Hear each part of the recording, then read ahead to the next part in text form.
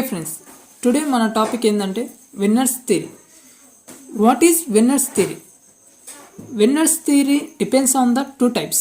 అంటే విన్నర్స్ అనే శాస్త్రవేత్త కోఆర్డినేషన్ కాంప్లెక్స్లని డిపెండ్ చేసుకొని దాన్ని టూ కేటగిరీస్గా డివైడ్ చేసి, one is oxidation state, second one is coordination number. నా ఆక్సిడేషన్ స్టేట్ అనేది మనం ఇంతవరకే చర్చించుకున్నాం. ఇప్పుడు కోబాల్ట్ ఎగ్జా వాటర్ +2 ఉన్నప్పుడు ఈ కోబాల్ట్ యొక్క central metal ion oxidation state ఎంత? 2+2. నాకు కోఆర్డినేషన్ నెంబర్ అనేది ఏం చెప్తుంది?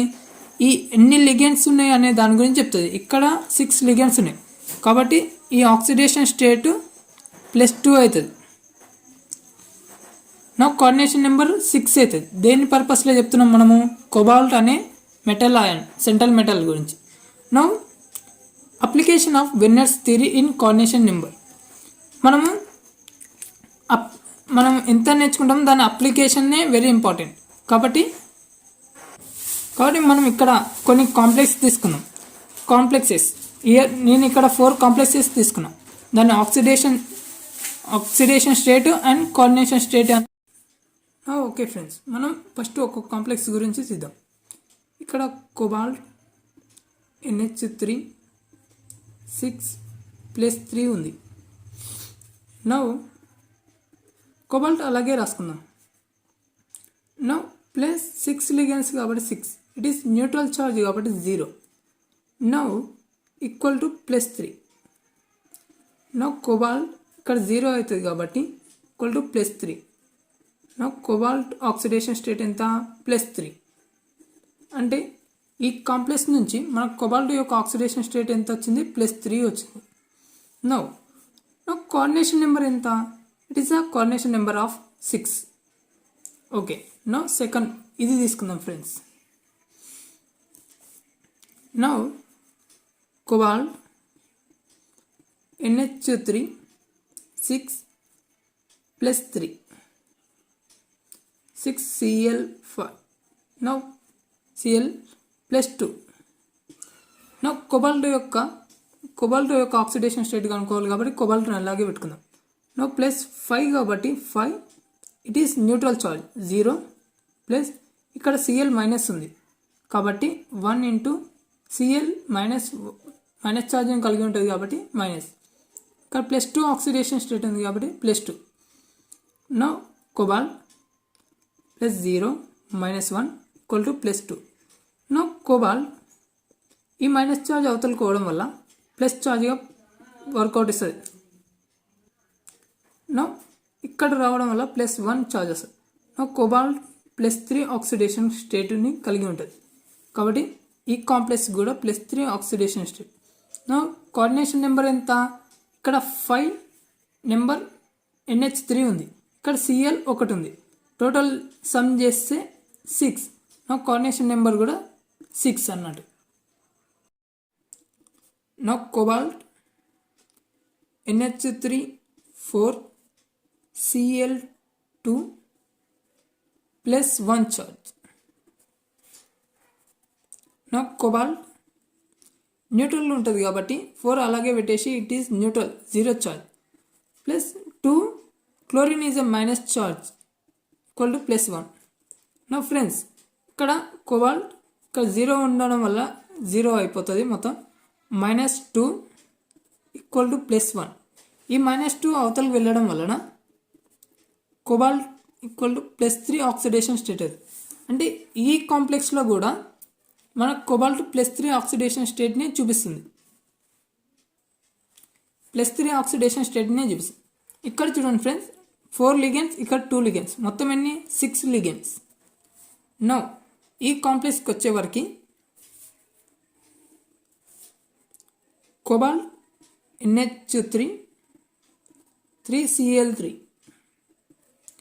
ఇక్కడ కోబాల్ట్ +3 లిగెండ్స్, ఇది న్యూట్రల్గా ఫ్రెండ్స్ 0 చార్జ్ వస్తుంది. +3 ఇక్కడ మైనస్ చార్జ్ వస్తుంది ఈక్వల్ టు ఇక్కడ ఏ చార్జ్ లేదు మనకు కాంప్లెక్స్ మీద, ఎనీ నో హ్యావ్ చార్జ్ కాబట్టి it is 0.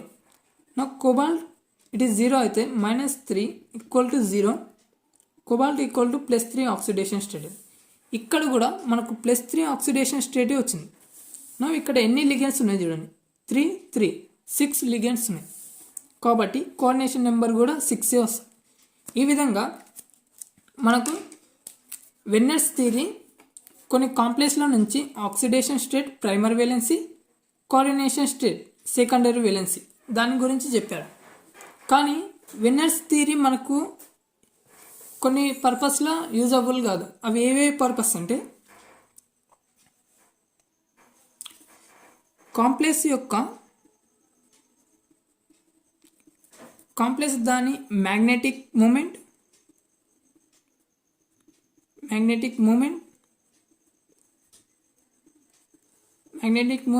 And colour properties గురించి ఎక్స్ప్లెయిన్ చేయలేదు వెన్నెర్స్ థియరీ. మ్యాగ్నెటిక్ మూమెంట్ అంటే డయామాగ్నెటిక్, పారామాగ్నెటిక్. ఈ డయామాగ్నెటిక్, పారామాగ్నెటిక్ యొక్క కాంప్లెక్స్ గురించి ఎక్స్ప్లెయిన్ చేయలేడు. ఇంకొకటి ఏం ఎక్స్ప్లెయిన్ చేయలేడు, కాంప్లెక్స్ స్టెబిలిటీ కూడా ఎక్స్ప్లెయిన్ చేయలేడు. కాంప్లెక్స్ స్టెబిలిటీ గురించి ఎక్స్ప్లెయిన్ చేయలేడు. థర్డ్ ఫ్యాక్టర్ ఏంటంటే మెటల్ యొక్క ఎలక్ట్రాన్ కాన్ఫిగరేషన్ గురించి ఎక్స్ప్లెయిన్ చేయలేదు. కాబట్టి ఈ 3 లోపాలు మన వెన్నెర్స్ థియరీ అనేది ఎక్స్ప్లెయిన్ చేయలేకపోయిండు. నౌ దీని గురించి ఇక్కడ కాంప్లెక్స్ స్టెబిలిటీ గురించి మనకు సిడ్విక్ థియరీ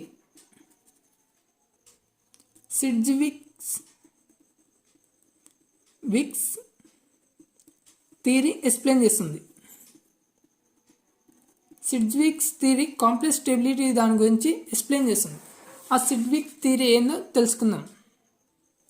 నా సిడ్విక్ థియరీ అంటే ఎఫెక్టివ్ ఆటమిక్ నెంబర్ అంటే EAN, ఎఫెక్టివ్ ఆటమిక్ నెంబర్.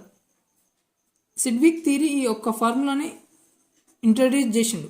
ఈ ఫార్ములా యొక్క మీనింగ్ ఏంటంటే Z is atomic number, X is oxidation state and Y is coordination number. Now application of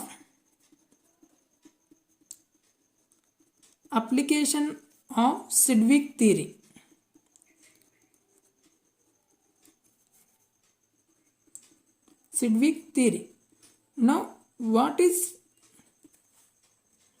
Now friends, we have take any one complex. Now for suppose cobalt NH3 6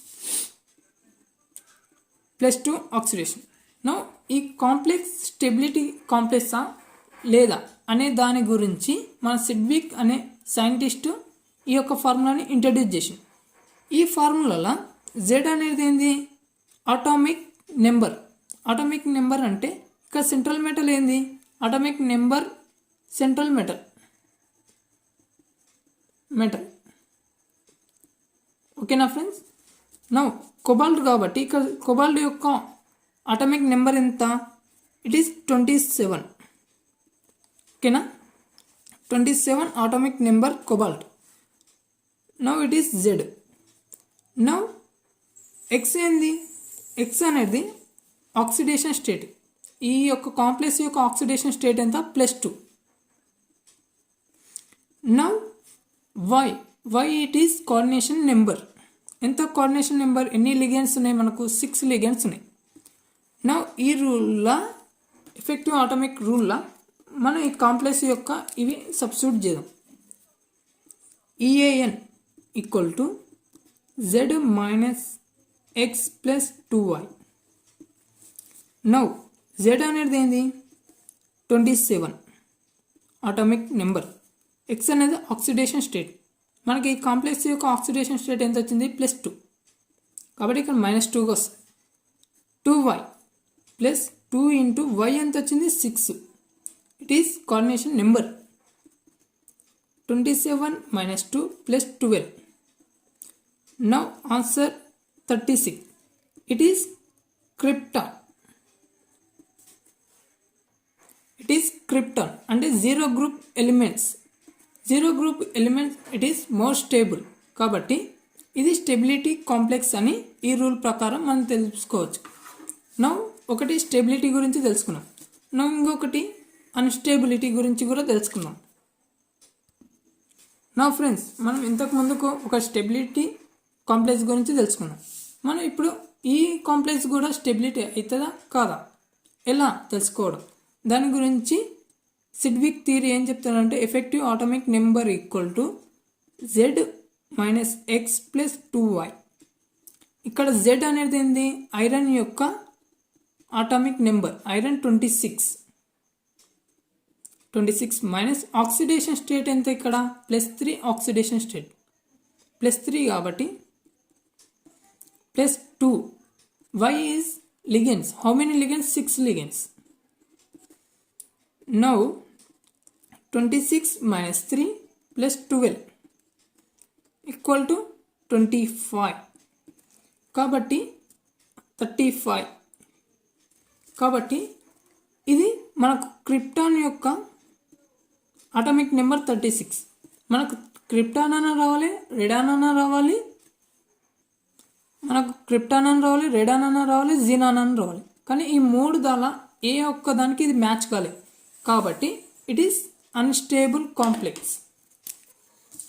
in this complex is unstable. ఈ విధంగా సిడ్విక్ theory stability గురించి చెప్తాడు. Complex యొక్క stability అంటే complex exit అవుతుందా లేదా అనే దాని గురించి సిడ్విక్ థియరీ ఎక్స్ప్లెయిన్ చేస్తాడు. నా ఫ్రెండ్స్, మీకు ఇక్కడ కొన్ని కాంప్లెక్స్ ఇచ్చిన ఈ కాంప్లెక్స్లలో సిడ్విక్ థియరీ స్టెబిలిటీ పాటిస్తుందా లేదా, ఏ కాంప్లెక్స్ స్టెబిలిటీ ఆర్డర్ని. నా ఫ్రెండ్స్, మీకు ఇక్కడ కొన్ని కాంప్లెక్స్ ఇచ్చిన దీనిలో సిడ్విక్ రూల్ అప్లై చేసి ఏది స్టెబిలిటీ ఆర్డర్ని పాటిస్తుంది అనేది చెక్ చేసుకోవచ్చు. నా నెక్స్ట్ IUPAC నేమింగ్. మనకు కాంప్లెక్స్ వెరీ ఇంపార్టెంట్, దానికి నేమింగ్ కూడా వెరీ ఇంపార్టెంట్. నా ఫర్ సపోజ్ మీ పేరు ఎవరు తెలియలేదనుకో, మీరు ఏం వర్క్ చేశారు అనేది కూడా ఎవరికి తెలియదు. కాబట్టి మనకు ఒక మనిషికి పేరు ఎంత ముఖ్యమో ఒక కాంప్లెక్స్ కూడా నేమ్ కూడా అంతే ముఖ్యం. దాని గురించి ఎక్స్ప్లెయిన్ చేసేది IUPAC, నోమెన్క్లేషన్ ఆఫ్ కాంప్లెక్స్. నా ఇక్కడ కొన్ని కాంప్లెక్స్ ఇచ్చిన ఈ కాంప్లెక్స్కి నేమింగ్ ఎట్లా ఇవ్వాలో తెలుసుకుందాం.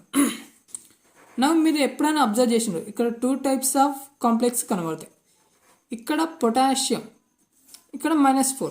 కానీ లోపల ఉన్న సెంట్రల్ మెటల్ అండ్ లిగెండ్ రెండు సేమే ఉంటాయి. దీనికి డిఫరెంట్ ఏంటంటే ఇక్కడ -4 ఛార్జ్ ఉండి ఉంటుంది. ఆ -4 ఛార్జ్ని న్యూట్రల్ చేయడానికి ఇక్కడ పొటాషియం అనే మెటల్స్ అటాచ్డ్గా ఉంటాయి. That is the different of the in this 2 complex. దీనికి 2 నేమ్స్ ఉంటాయి, 2 డిఫరెంట్ నేమ్స్ ఉంటాయి. ఫస్ట్ మనం ఈ యొక్క దాని గురించి తెలుసుకుందాం. మనము ఈ కాంప్లెక్స్కి నేమింగ్ ఇచ్చేటప్పుడు ఫస్ట్ ప్రిఫర్ ఇక్కడ మన లెఫ్ట్ హ్యాండ్ సైడ్ ఏది ఉందో దానికి ఫస్ట్ ప్రిఫర్ ఇవ్వాలి. ఇక్కడ పొటాషియం ఉంది, potassium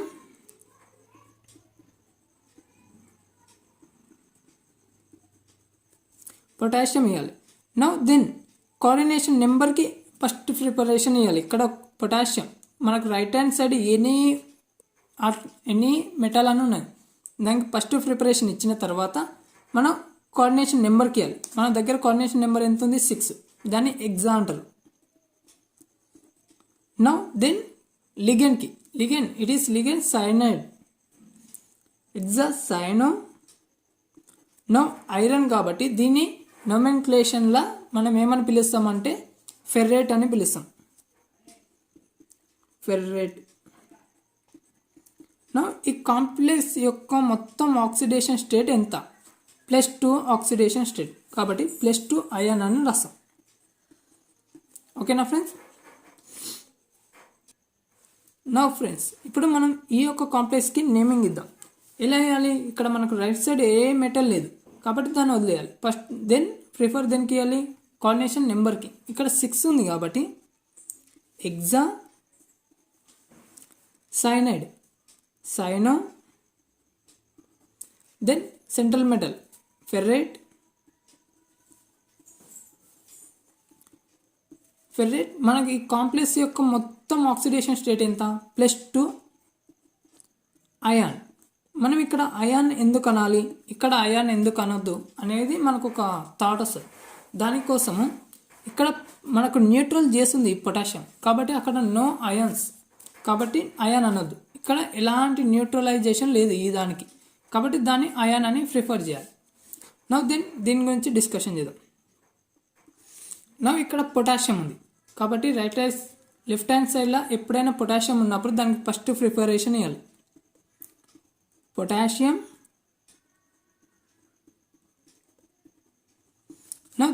coordination number hexacyanoferrate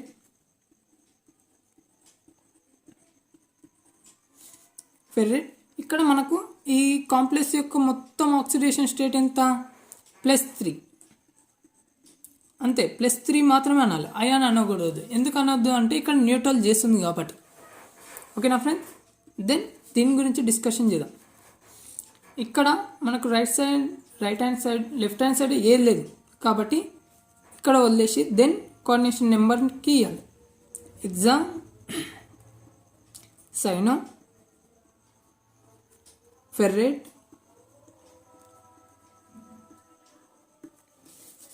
ఇక్కడ మనకు కోఆర్డినేషన్ నెంబర్ ఇక్కడ ఆక్సిడేషన్ స్టేట్ ఈ కాంప్లెక్స్ మొత్తానికి ఎంత +3, కాబట్టి +3 అయాన్ అనాలి. ఎందుకంటే ఇక్కడ మనకు స్టెబిలిటీ చేయడానికి ఏం లేదు కాబట్టి అయాన్.